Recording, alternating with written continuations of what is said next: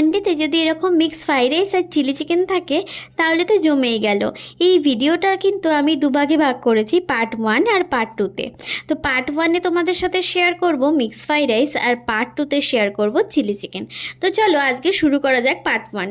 তো part 1-এ mix fried rice বানানোর জন্যই চালটাকে আমি আধ ঘন্টার আগে মামুনি কিন্তু ভিজিয়ে রেখে দিয়েছিল। আর এখানে জলটা ফুটলে মামুনি এর মধ্যে কিন্তু 2 চামচ তেল দিয়ে দিয়েছিল, আর হচ্ছে 3 চামচ নুন। তোমরা যতটা করবে ততটা পরিমাণ মতো নুন দিও। তারপর কিন্তু চালটা তুলে দিয়েছিল, কারণ ফোটার সময় যদি চালটা দিত তাহলে ভেঙে যাওয়ার সম্ভাবনা থাকে। তারপর এর মধ্যে ভিনিগার দিয়ে দিয়েছিল 2 চামচ, যাতে চালটা সাদা থাকে আর ভেঙে না যায়। এখানে 2 রকমের ক্যাপসিকাম, সবুজ আর হলুদ, আর বিনস আর গাজর নিয়ে নেওয়া হয়েছিল।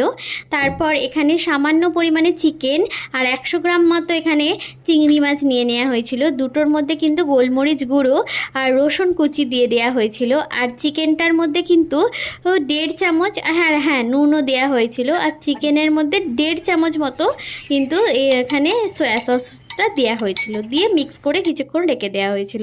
ওদিকে আমাদের চালটা প্রায় সেদ্ধ হয়ে এসেছে। তো চালটাকে কিন্তু এরকম ঝুড়ির মধ্যে ছেঁকে নিয়েছিল মামুনি জলটাকে ঝরানোর জন্য। এখানে 2টো ডিম ভালো করে ফেটে নিয়ে এর মধ্যে নুন দিয়ে দিয়েছিল, গোলমরিচ গুঁড়ো দিয়ে ভালো করে ফেটে ওদিকে কড়ার মধ্যে 2 চামচ মতো তেল দিয়ে ডিমগুলো কিন্তু লাল লাল করে ঝুড়ো ঝুড়ো করে ভাজেনি, সাদা থাকতে থাকতেই কিন্তু মামুনি তুলে নিয়েছিল। লাল লাল করে ভাজলে কিন্তু মিক্স ফ্রাইড রাইসে দেখতে ভালো লাগবে না। তো তারপর ওই কড়ার মধ্যে আবার 2 চামচ তেল দিয়ে এখানে কিন্তু চিকেন দিয়ে ম্যারিনেট করে রাখা হয়েছিল, কিন্তু তাই সেগুলো দিয়ে দিয়েছিল।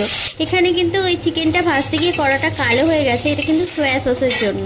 তো তারপরে ওই কড়ার মধ্যেই কিন্তু এখানে চিংড়ি মাছগুলোকেও ভালো করে মামুনি কিন্তু ভেজে তুলে নিয়েছিল।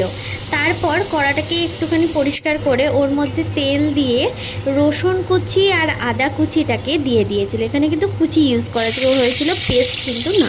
তো কুচিটাকে দিয়ে ভালো করে নেড়ে চেড়ে নিয়ে একদম কুচি কুচি করে রাখা পেঁয়াজগুলোকে কেটে ওর মধ্যে দিয়ে দেওয়া হয়েছিল।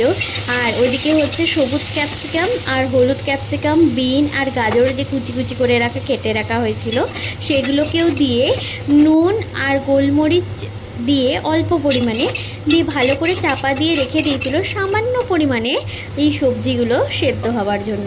তারপর চাপা খুলে এই সবজিগুলো তুমি দেখতেই পাচ্ছ যে কতটা সেদ্ধ হয়ে গেছে।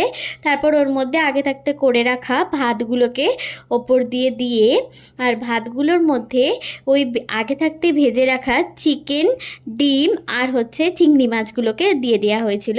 আর হচ্ছে 2 চামচ মতো